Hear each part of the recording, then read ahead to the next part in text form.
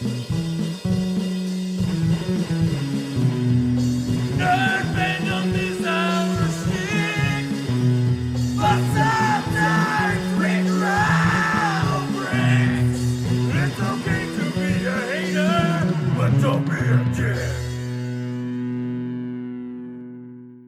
to Fanboy and the Hater, a podcast hosted and produced by Mike Hall and Jim Harris, where we discuss the best and worst in movies, TV, and pop culture.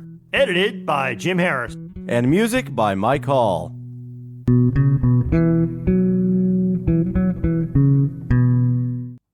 Dun, dun, dun, dun, dun. We're doing a Marvel thing. Dun, dun, dun, dun, dun. Jim, long awaited, far overdue, we finally got Black Widow. A year late. I would argue more like 5 years late, but it is what it is. There's a lot of social things they had to work around and everything and whatnot, and they had to make sure they built us, something that's fantastic, that actually gives Black Widow the credit that Black Widow is due. Jim, what did you think? First thoughts. My first thoughts were I went into this with very low expectations, because as I've said on multiple occasions, I am a casual Marvel fan. I also am not a comic book guy. So as I've also said before, I had no idea who Black Widow was as a character. So like when she first started to appear in some of the one-off movies before the first Avengers movie, I had no idea, did they create this character for the movies? Was it a character from the comic book? Didn't even care enough to look up to answer my own question. It's like, hey, look, it's Scarlett Johansson being a kick-ass assassin lady. Okay. And I went into this, I had found out before that it's set in between Civil War and Infinity War in the MCU timeline. So I was like, okay, that kind of makes sense. Kind of boxes in the story. Not expecting a great deal. Hopefully a little bit of an origin story, although again, never bothered me at all to not know her origin story. So I found it to be entertaining enough. Entertaining enough. Yes. Very high remarks from Jim. I'll pick at a few things later, but again, it was entertaining enough. So that's one of the most positive things you've ever said in this podcast. Yeah, that's like 4.5 stars from the hater. Right? Exactly. What did you think, Mike? For me, I thought they took what could have been a great spy thriller and they turned it into a half-assed live-action Pixar film. They made what could have been really intense and really deep, and they made it just a one-dimensional family movie with joke characters that just didn't really fit. I thought the story was so simple and obvious that they just kind of stole it from a first-time writer that they found in an indie coffee shop, just sitting there with his typewriter. I don't think that I could be more disappointed if they tried to disappoint me.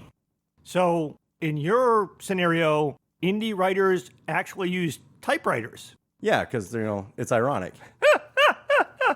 Because they're hipsters. Yes, exactly. They're sitting there in a coffee shop with their typewriter because everybody else uses digital, but I use analog. And it really annoys everyone to have to listen to them clack, clack, clack, clack, clack, clack, clack, clack, clack, clack, clack, clack on the typewriter. Yeah, it's almost as annoying as listening to you going clack, clack, clack, clack, clack, clack, clack, clack. And I think that was what was going through your brain, apparently, while you were watching this movie, because Mike's watched it twice. I just watched it once. Mike's 2-word summation was absolute garbage.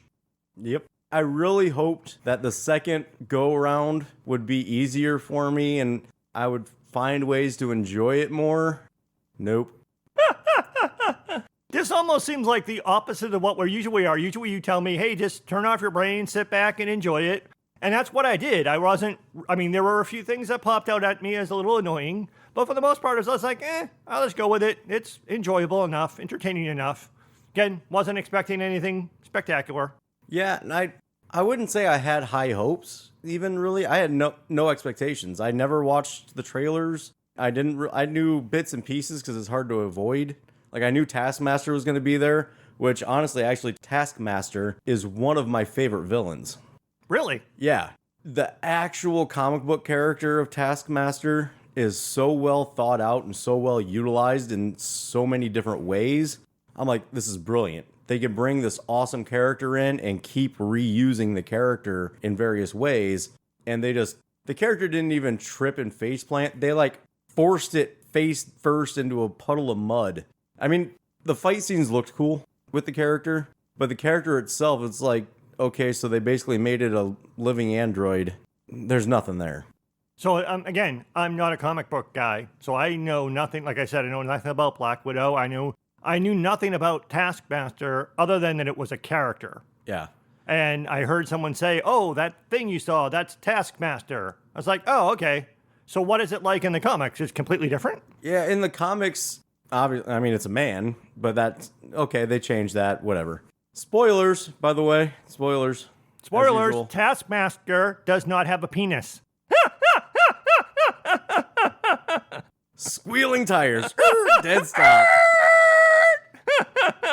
So, in the books, he's a mercenary that has, what do they call it, like photo mimicry powers. Like, they never really say if he's a mutant or what it is, or if it's just like a special gene or whatever it is. Basically, he sees it, he can do it. Which they kind of show here, but they make it seem like it's like a implant in the visor that like the visor learns what it is and tells her how to do it. I don't know. They didn't really go into any detail or explain that in any way whatsoever. Yeah, for me, I wasn't even sure if it was a person or if it was an android. Yeah. Because I didn't know anything about the character. And so usually it's a mercenary and that can hold his own well enough fighting anybody that nobody really beats him ever. Like, it's just like he gets away or they get away. Nobody really wins against him.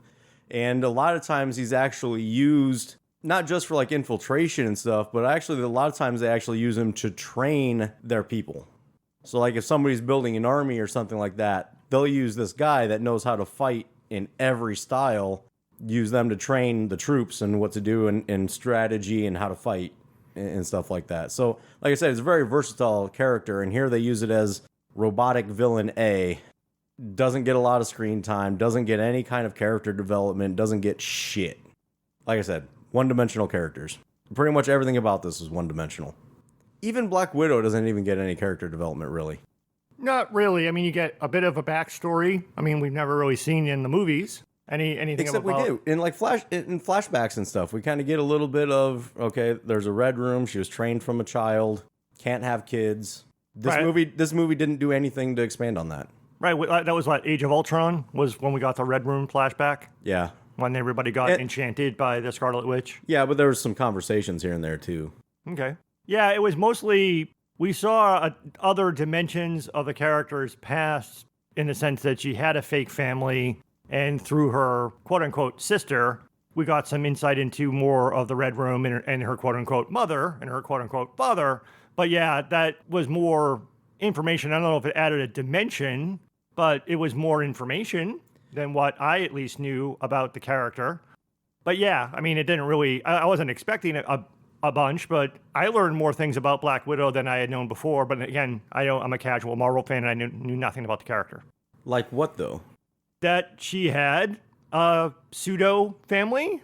You know, that that she thought she was abandoned by her mother, but her mother, she was actually taken from her mother, and her mother was compensated, but still tried to find her and ended up getting killed.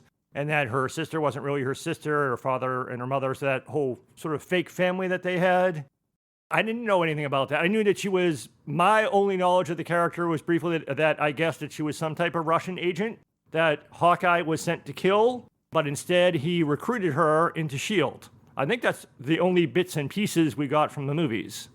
Yeah, I mean, we got more than that in conversations here and there. But yeah, I mean, I guess kind of where I'm going is how does that change your understanding of the character? Oh, nothing at all. And that's what I mean by that. But I mean, I guess I didn't really look at her as a multi-dimensional character. I don't really look at a lot of, again, I'm a casual fan. I don't really look for a lot of depth in these movies. Some of the other characters have had or interpreted dimensions layered on top of them, but things with the whole Captain America versus Iron Man sort of different viewpoints on superhero thing.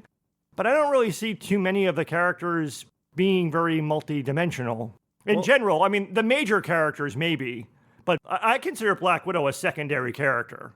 Like her and Hawkeye and stuff like that. I mean, we saw more, I guess, dimensionalities of Hawkeye in the movies, that he actually had a family, then he lost his family, lost his shit because he lost his family. But does that really add a dimension to him? Maybe? I don't know. A little bit, but I mean, I still feel like we got more out of the Black Widow character in, I think it was Winter Soldier, than we got out of this movie. When she was on the run with Steve, and she was helping Steve out with a bunch of stuff. You mean Infinity War? Or No. Civil War? Winter Soldier is when Bucky comes back. Yeah, wasn't that the one where, oh wait, no, yeah, it was. Because that's when it gets revealed that Hydra is behind S.H.I.E.L.D. That happens Yeah, in Winter Soldier. because she's helping him kind of somewhat stay hidden while he's trying to find Bucky, and then they go after the Triskelion and stuff. You thought you got more Black Widow in that movie? Yeah, the relationship between her and Captain America revealed more about that character than this entire movie did. Oh, okay, I guess that. I mean... And like the way she worked with him and the way she talked to him and stuff like that. We got more out of it than this entire movie. Oh, yeah, I can see that. There wasn't a lot of depth to her interaction. Most of it was left to the other characters Yeah. to fill in the fact that we didn't know who any of the other characters were. So, yeah, I would agree. And really we still don't. Yeah, we still don't. Yeah, I would Because agree. they didn't really do anything with any of the other characters either. They made Red Guardian, who is a very strong, I mean, Russian's Captain America, they made him a joke. Just flat out made him a joke. And then they made him like so minuscule in comparing himself to Captain America. Like he had some sort of beef and stuff. He never met Captain America. He never worked alongside. They were completely different generations. Right, like the guy in the prison. So it's like, how could you have had a fight with Captain America in 1983 when he was still on ice? Yeah, and that was Ursa Major, by the way. He's a character. So Red Guardian led a Russian version of the Avengers called the Winter Guard. Ursa Major was a character in that who basically turned into a big bear. That's why he said, "Oh, you big bear," as he walked away after breaking his arm. And there was a couple other references, like she called him Crimson Dynamo, which is Russia's Iron Man, who was also part of the Winter Guard. But like they took all this stuff that was like really serious, really deep, could have been really good, and they just turned it into big jokes through the whole thing. That's really my big problem here, is they took what could have been really deep, really interesting characters and possible story points, and they just took generic action movie, replaced the characters, made them all jokes, and said, here you go. Okay, I mean, it was very much a generic action movie. I mean, I've often said that superhero movies are basically just action movies with superpowers. And this is even less so, because now you have mostly not really super-powered people, just really well-trained military martial arts type people. Right. But no actual powers, no metahumans. Except for Red Guardian. But then you don't really get to see him do anything. Other than appear to be strong enough that it seemed like he could have just broken himself out of prison. Right. Which he basically did. Which he basically did, and like why he wouldn't even have been in a more secure facility, a la Winter Soldier or something like that, and maybe be unconscious until they needed him or something. Right. Yeah, I mean, a lot of it didn't really make sense, but I guess I didn't go into it all that far. I just kind of sat back and watched it. It was very much a generic action movie. Yeah. I mean, look at the first big action scene in the opening when they're trying to get onto the airplane and they're trying to take off. How many movies have you seen that exact same scene? Oh, yeah, I wrote down that was a typical action movie silliness in the opening scene. Yeah, that whole idea with them being chased and him hanging out on the wing of the plane, shooting. And then, they're going to take off before the cars come, and they barely scrape over the cars before they take off. And the plane gets badly damaged and should not have even been able to take off. Right. Yeah, very generic. And again, if you didn't know anything about who those characters were, I mean, the opening credits of the movie roll after that. So you kind of, and she gets called Natasha, so you kind of assume that you know that that's the younger version of Black Widow. But yeah, that opening could have been the opening to any action movie. Right. And then next big action scene, the chase scene when the Widows and Taskmaster are going after them and they're on the bike and then they're in the car and then they're in well, even before, going through Budapest. Budapest? And they're flying through that. Every single part of that is every chase scene in every action movie you've ever seen. They don't put anything original in any of that. No, I mean, it was well done, but not original in any way. Yeah, it looked nice, but there's like you said, yes, superhero movies in general are action movies with superpowers. And yeah, they use elements of this, but at least they try to be creative in the way they do it. And they try to do slightly different things in the other movies. This one, it was Lethal Weapon over and over and over again. I mean, it was generic 80s action movie over and over and over again. Yeah, I would agree. Yeah, there wasn't Including anything. hey, you know what other cool thing happens sometimes? They're fighting when they're falling from the sky. So let's make them do that in a way that makes no sense and could never happen logically ever. Oh, yeah. It's a lot of just over-the-top action. I mean, again, like you said, they didn't really play up the spy angle, but some of it reminded me of, like, the over-the-top sequences in, like, James Bond movies or Mission Impossible, where they just have this ridiculous chase scenes and falling from the sky scenes and fight scenes. So it was very much like that. I guess the only unique angle is going back to my lack of penises. Yeah. A lot of female characters kicking ass. As about the only thing that was slightly unique about those sequences, but they all were very generic. And on that note, I don't want to put it past and say anything negative about that part. I don't care though. Like whether they're female or they're male does not matter in the least bit to me. So I mean, it's cool. I do like stepping away from the movie itself. I like that women are starting to get more of a prominent role, and that they're not being discriminated against in the movies anymore, or as much anymore. But you still have to make a good movie. Yes, it seemed like they forgot that part of it. A lot of female characters, a lot of strong female characters, good action sequences, and intelligent strategy type stuff by the female characters. Yeah. But beyond that, not anything really spectacular. Almost as if they felt like checking the box of, are there a lot of women in the movie? Okay, we got that covered, without actually thinking about, should we do something meaningful with it? I mean, even the story of making the women the widows, the weapons, by recruiting them at a young age and killing off the weak ones, or letting the weak ones get killed off in the training, the forced hysterectomies so that they can't have children. And then mind control, initially that they said that like Black Widow was psychologically conditioned, but the new widows actually were chemically conditioned. Yeah. So you made strong female characters who can't think or act for themselves because they're just weapons wielded by a man. But there's also what makes Black Widow an interesting character is, yeah, she's an assassin at times, but she's espionage. She's a spy. She blends in, et cetera, et cetera, et cetera. Like you said, Mission Impossible-esque. And they turned all of them into snipers. Yes, it was pretty much just everyone has a gun, a sniper, everyone's an assassin. Yeah, none of that subtlety. There's no espionage. There's no blending in. There's no anything that made that character cool. Yeah, because they had that one part in the movie where the guy's talking about how he has that whole like army of widows all across the world that he can activate at any time to do things like crash the stock market or make something else happen. But then when you actually see them in action, they are as obvious as they could be, dressed in all black, carrying around sniper rifles. There's no subtlety. There's no espionage. There's no infiltration. It's just all assassins hanging out on rooftops with sniper rifles. Right, exactly. So yeah, there was no nuance to that aspect of it. Plus, the whole idea, too, is another one of the, again, I guess you could call another action movie type trope, the whole chemical conditioning automatically reversed, but with the pixie dust in the face. Yeah, because these flecks get on your face, and all of a sudden they're absorbed and change your brain chemistry yeah. immediately, and now you're not confused and angry and violent, you're just normal. But you glow red for a second. Yeah, that was a little bit of a Deus Ex Machina. Hey, you're a good person now before you were a bad person. Yeah, so that was a little bit underwhelming from a storytelling perspective.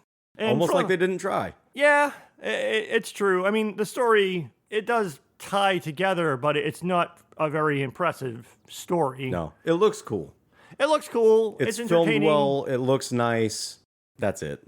Yeah. Again, if you have low expectations, then I think it's enjoyable. If you try to look, it starts to, I wouldn't say fall apart, but the third act is not as smooth as the first two acts.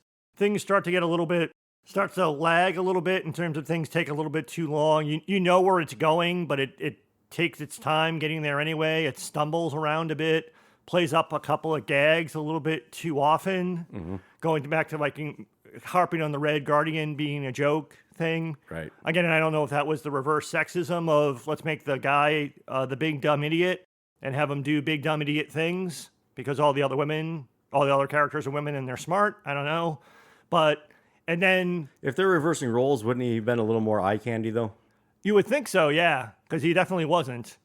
I like David Harbour as an actor, but yeah, no. I don't know. Some people are into dad bods. Yeah, that's true. Plus the other thing that happened too in the third arc is then there was lots of it throughout the movie, as we said, but the acceleration of this idiotic action movie tropes in the third act just gets crazy.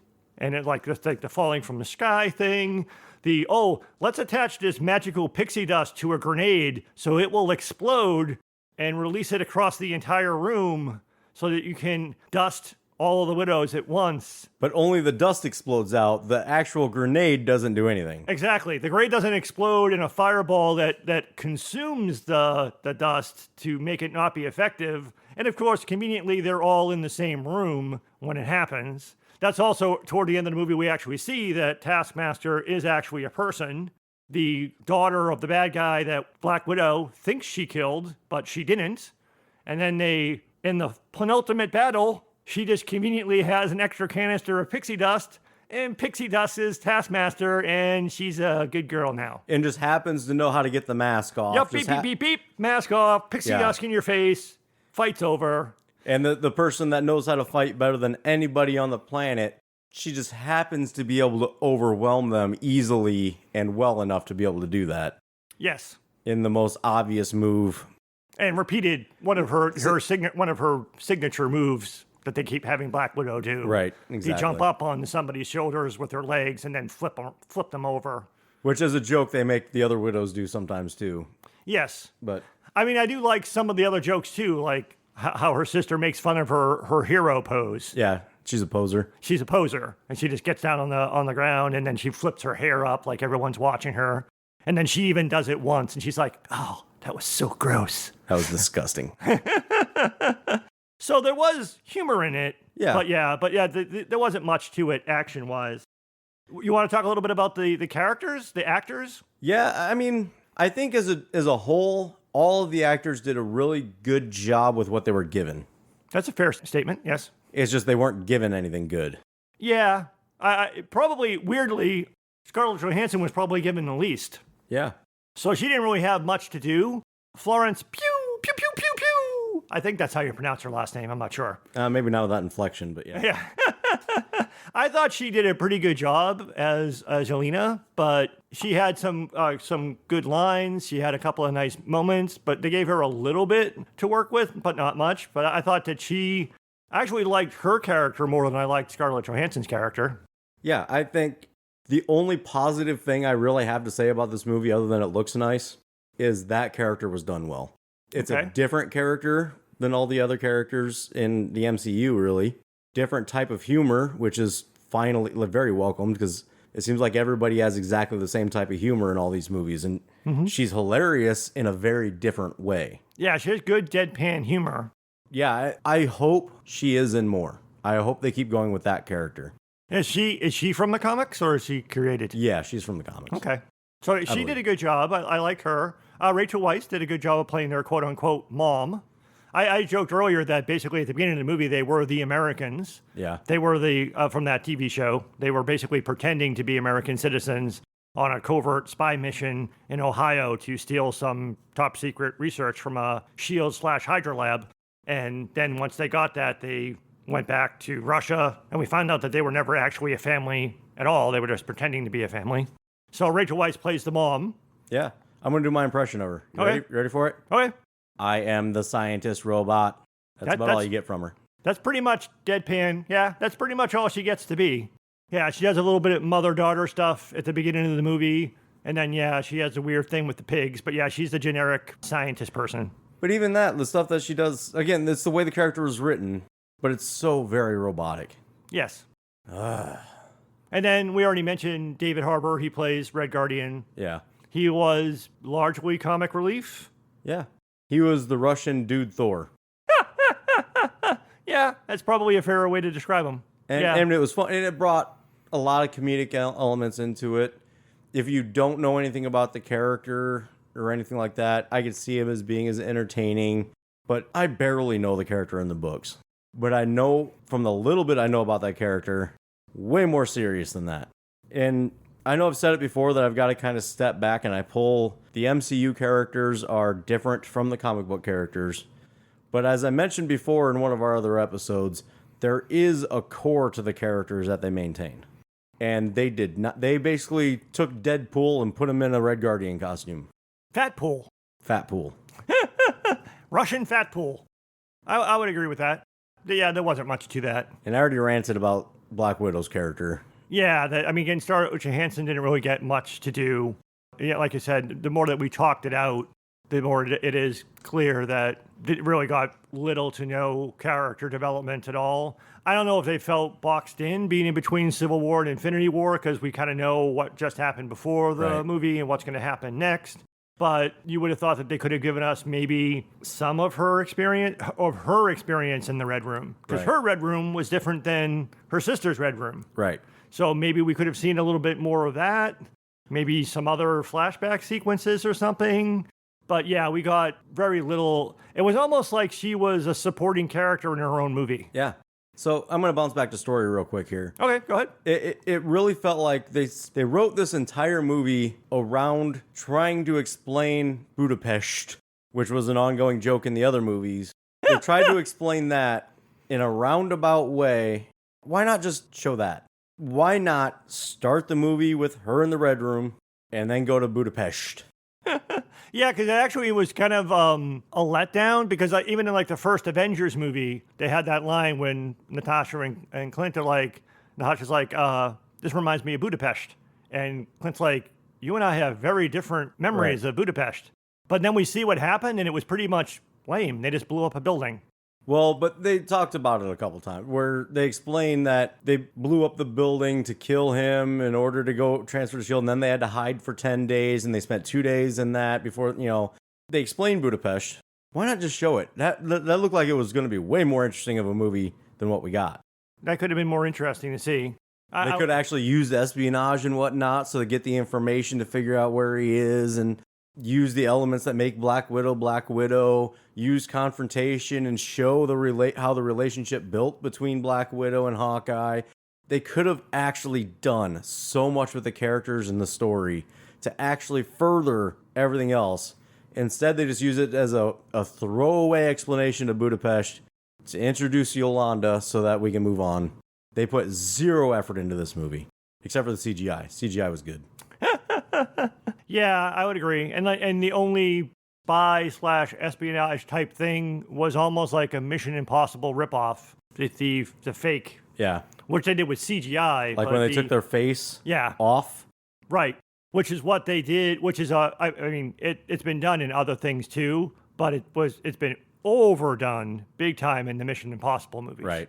So they basically did that twice, which it was like, wasn't very surprising. Right. But it also was like, oh, okay, so I guess you technically kind of sort of did a spy thing, but eh. And then the whole pheromone thing was a little bit stupid. Well, that leads into the other point. Like, everything about this movie was also so convenient. Like, how could they get out of this? Well, we can make this convenient thing happen.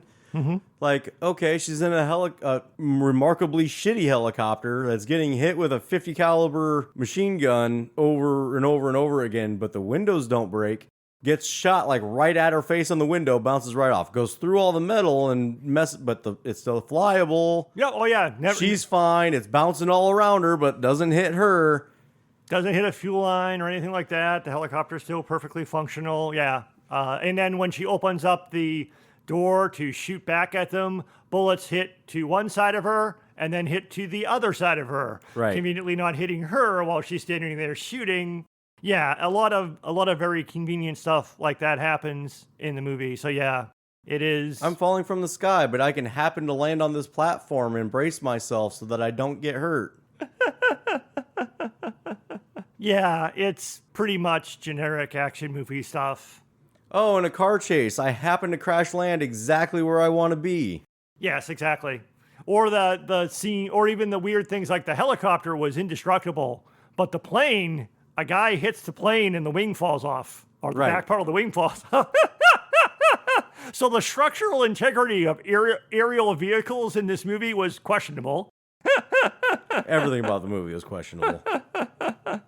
Yeah, we've argued before about the physics of movies are not the physics of real life, but a lot of it was just kind of silliness to it.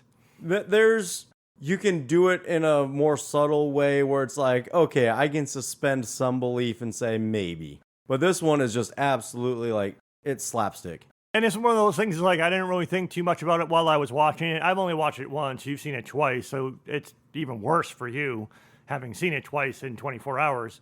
But for me, I just was like, generic action thing. I didn't really think too much about it. But yeah, the more I stop and think about it, it was a lot of it that was kind of weak in terms of what we come to expect. Would you say absolute garbage?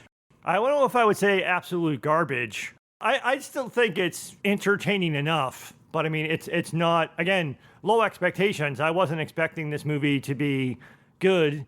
I wasn't even expecting that great of a story. I mean, the fact that it had one, but it should have been better, could have been better, but it's also maybe weird. I don't know, were your expectations impacted by the fact that it was delayed a year or more because it was supposed to come out last summer, but the pandemic delayed it until this summer.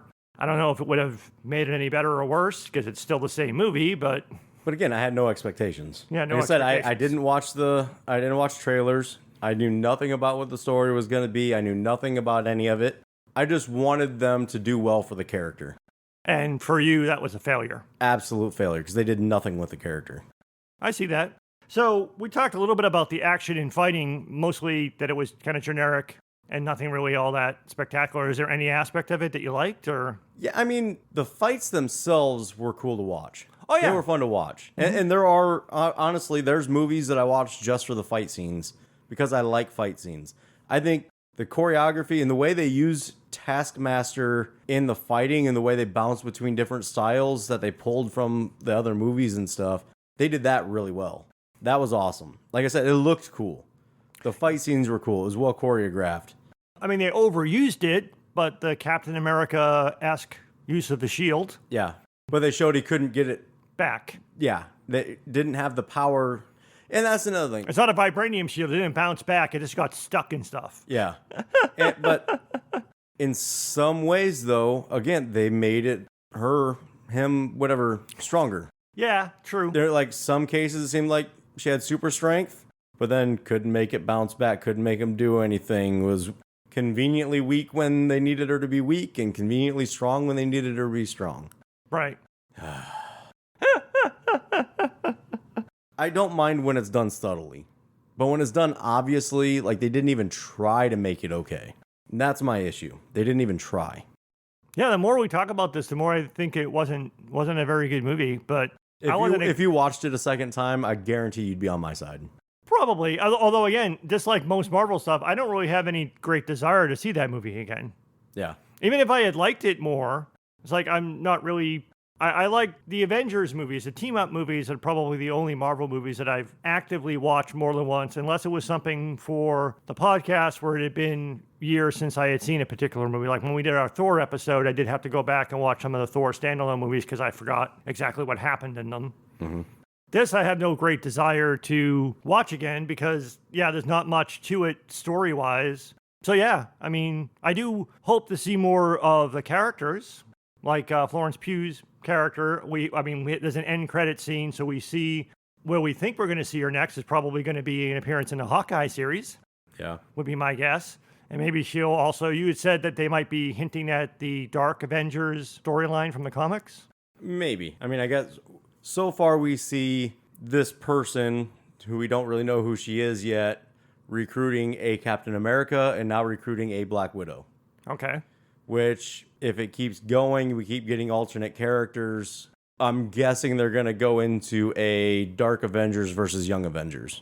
Oh, I could see that. In the long term. So they're starting to build to that while they're doing the more immediate time travel-y, multi-dimensional thing. I could see that. Because those characters are not only younger, but they're also smaller supporting roles that probably won't pop up in the other movies and the other storylines.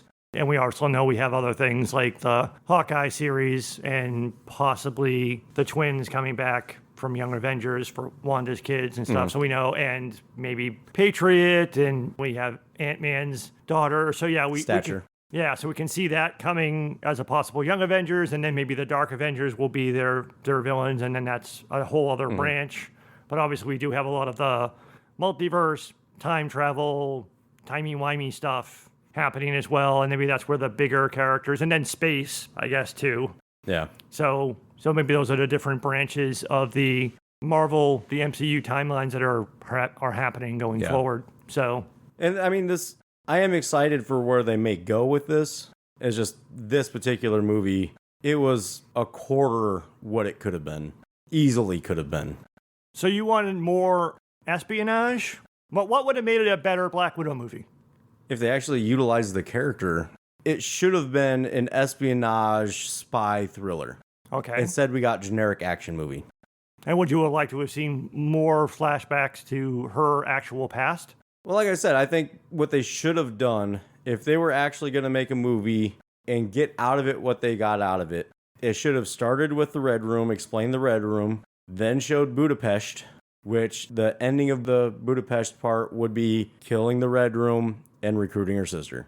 Okay. It would have ended the same. You wouldn't have gotten the joke Red Guardian character. You wouldn't have gotten the robotic scientist mother. You don't need either one of those in this. So Hawkeye would have been in the movie then? Yeah, Hawkeye could have been in it, and they could have shown the relationship build between Hawkeye and Black Widow. That would have been nice. Hey, we also could have had Phil Coulson in the movie too. Because it goes back to the time, like you said, when she got recruited. Because as I mentioned earlier, in what we were told in the movies, I have no idea if this is accurate to the comics. We were told that originally Hawkeye was sent to kill Black Widow, and he ended up recruiting her instead. And she explained in this movie, this was her final test to prove her loyalty to S.H.I.E.L.D. was to do this, to end. And then, like you said, if that had been the whole premise, would have been more Hawkeye in it, but that would have given you we would have seen a different Black Widow. The Black Widow before she became the Black Widow we knew. And then also maybe of why did she want to destroy the Red Room, and was it because she wanted it for your sister? Was there some other motivation? Why would she want to join S.H.I.E.L.D. in the first place? Right. How did Hawkeye convince her? What made Hawkeye decide not to kill her? And what made Black Widow decide, I should go to S.H.I.E.L.D.? Exactly. You could have still had the Widow Army. Yeah. You could have still had the final scenes, whatever, of the Red Room. Only better because it wasn't generic flying city thing that they've done 5,000 times already. A lot of the elements, they could have had Taskmaster the same, or nearly the same. They could have done a lot of the same stuff, made a better movie, and actually had character growth. Yeah, I would agree. Yeah, originally I had written down that it was a decent origin story for Black Widow, but now that more we think about it, it actually was none. No origin story. Right. No character development. And of course, the end credit scene, we see her grave, so we don't really get a funeral, but we see an acknowledgement of her death in Endgame, and how her death could be a motivation for what comes next, for a confrontation between her sister and Hawkeye. But yeah, other than that, for a movie that was being billed and hailed by many for finally giving Black Widow her own movie, her own due, her own opportunity to tell her own story, it told little to none of it. Exactly. It told Yolanda's story more than it told her story. Mm-hmm. I think it's Yelena. Is it? Yeah. Whatever. When I was taking notes, I couldn't remember what her name was, and I wrote Yolanda. I think Yolanda would make her like Dominican or Latin American. I think Yelena is her Russian sister's name. It's what she goes by when she's undercover. There you go. I get by that. So anything else, or should we go to our conclusions and metaphorical ratings? Let's go ahead and go to our conclusions. Okay, do you want to go first, or you want me to go first? I can go first. Okay. For me, my rating is Suicide Mission. They wanted to tell a Black Widow story. They sent her on a suicide mission. It worked. She was dead at the end. Wow. The end. That's an interesting and dark way of looking at it, but you're right. It's weird. It's like you had a movie set in between two movies where you knew, and this has happened a lot in other things we've talked about, at no point could you ever think, oh, Black Widow could die. Right. Because you know she doesn't, but she does die. Yeah. you already know how she dies. So it's, but that's never bothered me because I never expect any of the main characters to really die in movies or anything. Yeah, exactly. It's more of how they got to where they're going, not if they're going to get to where they're going. Right. And this one doesn't show shit. It's just they center in a stupid mission that wasn't going to go anywhere. Yes. What about you? What do you got? My metaphorical rating is The Bourne Sorority. Which was one of the first things I said early on in the movie, because when they were showing the female assassins that were like mind controlled, or in their case, chemically conditioned to be assassins, it made me think of the Jason Bourne series. Matt Damon. So I was like, hey, it's that, but it's all girls, so it's The Bourne Sorority. Because it's not only her and her sister and her quote-unquote sister, her quote-unquote mom, and then all of the other widows. Actually seemed like I would actually kind of like to see, obviously it wouldn't be called The Bourne Sorority, but I could see a pretty decent action movie without Scarlett Johansson, just with her sister and the other girls that they freed. That would probably be a pretty kick-ass movie. It would be a generic action movie, but we wouldn't care because it's just those characters outside of the MCU going and doing stuff. Yeah. And that's basically what it really ended up being like. Just like in The Bourne Identity, he wanted to get back to stop the government agency that created him this way. It was basically they made the Red Room the same thing, but with a bunch of girls instead of a bunch of guys. So that's why I call it The Bourne Sorority. Again, nothing original in this movie. Nothing at all. But I would say entertaining enough to watch once. If you don't give a shit about anything, yeah, it could be entertaining to watch once. I mean, it won't make or break anything MCU for you because it does absolutely nothing to add to it. Except for setup for White Widow? White Widow, yeah. Except to figure out why some lady wants to kill Hawkeye. Vest Widow. Best Widow? Vest. Vest Widow. Pockets. Pockets. She has lots of pockets. Pockets are nice. Pockets are nice. You can store all sorts of things in the pockets. Yes. Pocket Widow. Coming to a theater near you. So normally I don't even like acknowledging your puns, but The Bourne Sorority is clever and that's a good one. Woohoo! Victory! The best thing about Black Widow for Mike was my metaphorical rating.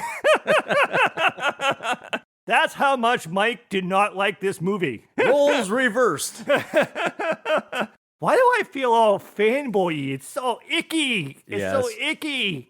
I want to be the hater again. This feels disgusting. We're such posers. Thank you for listening to Fanboy and the Hater. We really appreciate it and would love to hear your feedback. Give us a rating, write a review, Reach out to us on Twitter at fanboyandhater. email us at thefanboyandthehater@gmail.com. You can find all of our episodes on our website, fanboyandhater.podbean.com, That's PODBEAN. where you can download the free Podbean mobile app for Android and iOS. You can also find us on all major podcast platforms, including Apple Podcasts, Google Podcasts, Stitcher, Spotify. iHeartRadio, and many more. Once again, thanks for listening to The Fanboy and the Hater.